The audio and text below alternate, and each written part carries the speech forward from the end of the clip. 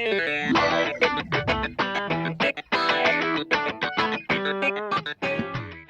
right, well, let's go ahead and take a look at Grant's swing here. I have been watching this for a few minutes now and have noticed a few things and taken some notes. I think we can really help Grant. It's really nice to be able to slow this down and analyze it. And the first thing we're going to look at is his stance. I think his hands are great. Hands are over the elbows. That's fantastic. Just a couple of adjustments I would make for Grant would be maybe bend the knees a little more and pull the hands in towards the shoulder a little bit.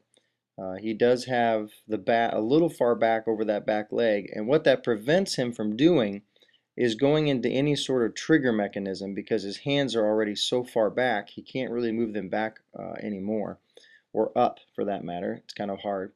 So what I'd like to do is tuck that bat in a little bit. He had a good hit there. We're going to analyze this swing right here. Okay, you see his hands are already back, and his first motion there is forward. And what we like to see, if you watch the previous hitting video, is for the batter to actually start their swing backwards. They need to have a little trigger mechanism to get them going forward, and Grant is losing that by putting his bat so far back. So here we go. Here again is his starting position, and watch his hands here. The first move is forward instead of back, and he's about 90% arms and using his lower body very little. His hips aren't really flying through, and you'll notice like right here, see, he'll probably prove me wrong, but he takes very little of a stride and doesn't really use his legs or his hips in the hitting process.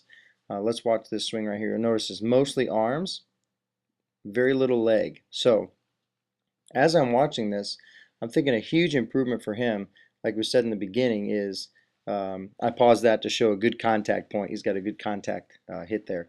But start with the stance, make it a little more athletic, and then as he comes back, let's make sure he gets that trigger mechanism and is really pushing through that swing with his hips and his legs and using that power there.